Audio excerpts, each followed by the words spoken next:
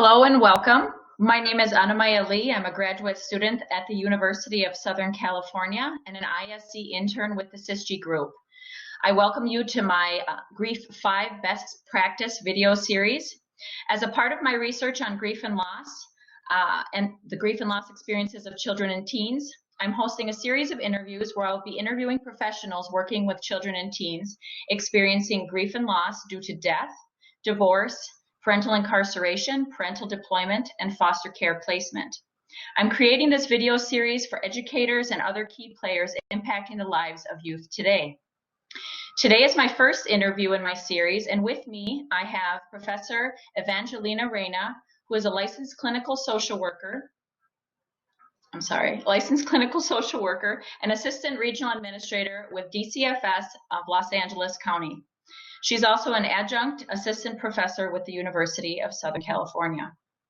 Professor, I'd like to welcome you today and thank you for joining me in this interview. My first question for you is, what are 5 best practices for working with children and teens who are experiencing foster care placement? There's a very complex question or answer, I should say, because every child's experience is different. However, there are some commonalities, so that's what I'm going to concentrate in. As we all know, foster care can be a traumatic experience for children because foster care shouldn't be a common event, and that's what trauma is. It's an overwhelming event, and it's an overwhelming event, especially for a child. That leaves them helpless because it is too overwhelming for them to handle due to their age and developmental stages and so on and so forth. So dealing with children in foster care and their loss and their trauma is it requires multiple approaches. So I will see if I can possibly summarize them into 5. One is the most important thing that a clinician can do, or somebody who's treating them, is to understand the development of the child. Where is the child according to the development? Then the clinician can start working on how can they help the child deal with the loss at that moment, with the disruption of the development. They remove from the parent. Now, what does that mean to the development of this kid? Whether the child is 5 or the child is 12, they are in different developmental stages, and there are certain needs that they have at that moment. So the clinician needs to be very, very much aware and know very well what are developmental stages and what is expected at that age. Absolutely, we need to start with the child is. We need to understand where has the child been, what has been the trauma that the child has suffered in the past before they came to foster care, because foster care by itself can be a traumatic experience. But perhaps the child was also already, I should say, most likely already traumatized due to the abuse and the neglect that led to the removal of that child. We have to start where they are. We need to concentrate not on the behavior, but on the causes and the context of the trauma. What was the trauma that led to this child being placed in foster care? We cannot only think about the behavior and trying to think changing the behavior without addressing the underlying needs or the underlying pushes that are coming to this child that are leading to this behavior. And it's very important to not only work with the child, but also with the caregiver when it comes to this. Eventually, we only concentrate on the behavior, and this child continues, or this child gets to the point of thinking that they just don't know how to behave, when in reality, it's an overwhelming experience that is leading to this behavior. We, clinicians, foster care, caregivers, everybody who's involved with the child needs to understand that there is a long-term recovery. This doesn't happen overnight. Just because the child has been with a caregiver or seen a therapist for the 6 months doesn't mean that the child is going to stop behaviors or start feeling better about being in foster care and so on and so forth. This is a long-term recovery, because that's what we need to start thinking of. And don't rush it. Don't rush the child to be happy and to be masking their feelings so that they can make adults happy. That is a very difficult thing to do because we all want to see kids happy. And if we rush it, um, we end up being with children who become very good at masking their feelings. And eventually they're going to show up in other ways. Drug addiction, depression, mental health issues, and so on and so forth. So we have to think that this child has gone through a lot, and maybe for a prolonged periods of time, maybe it didn't just happen once and we intervene and remove the child. This is a long-term process and it requires long-term solutions. I hope that answered your question. Yes, thank you.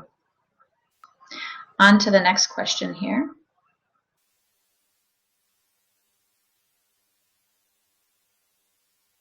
Can you highlight some similarities and differences you see between the Grief 5 experiences of death, divorce, parental incarceration, parental deployment, and foster care placement as they pertain to children and teens?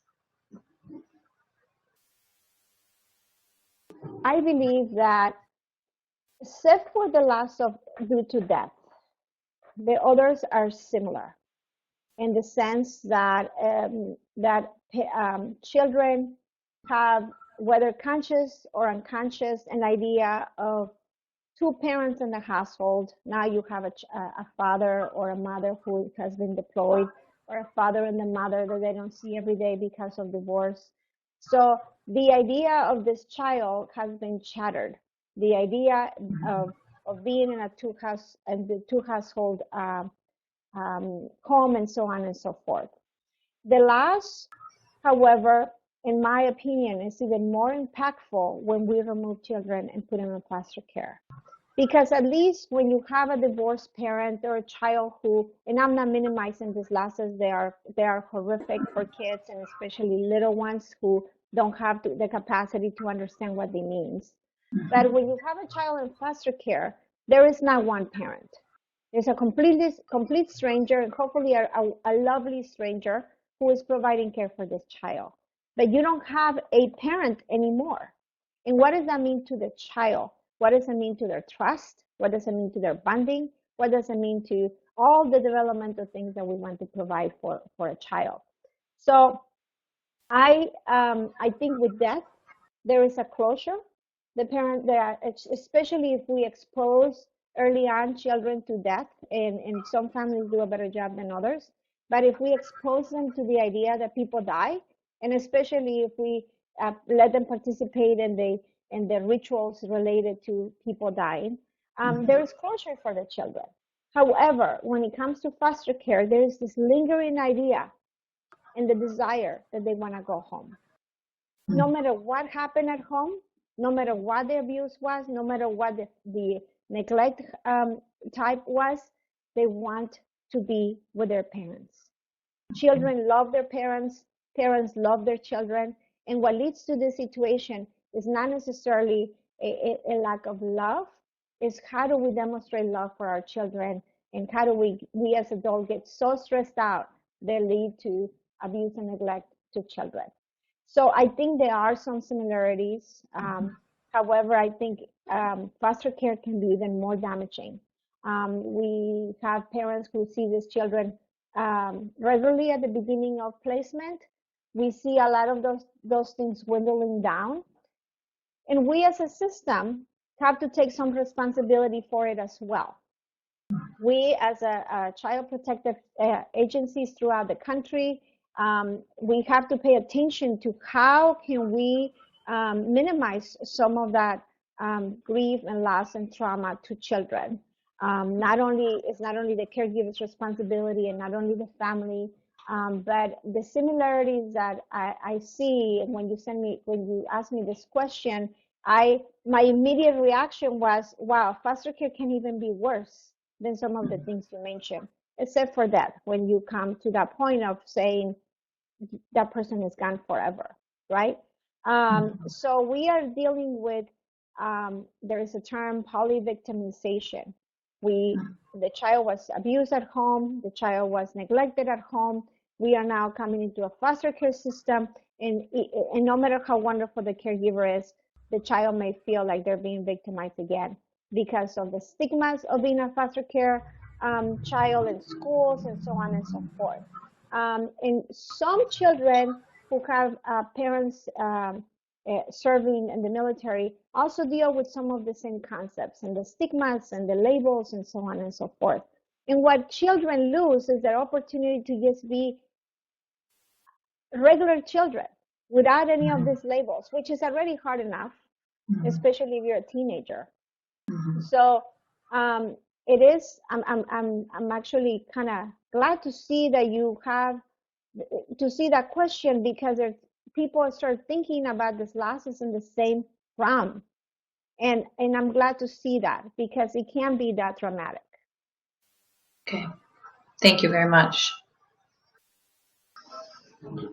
Okay, so my last question. What would you like a teacher to know who may have a child or teenager in their classroom impacted by grief and loss due to foster care placement and or may be dealing with any of the other Grief 5 experiences? I would like a teacher to know that this child is overwhelmed, that this child is walking with a tremendous amount of sadness, and that this child does not need correction for every single thing that they do. This is asking a lot from a teacher, because I do recognize the teacher is there to teach, and nowadays the teacher has 30 kids in a classroom. That is a lot. However, what I would like the teacher to know is that what this child needs is compassion. And if this child needs to leave the classroom because he or she cannot handle the structure of the classroom, then that's what needs to happen. But to do it with compassion and with understanding that this is an overwhelming situation for this child. Every day can be an overwhelming situation.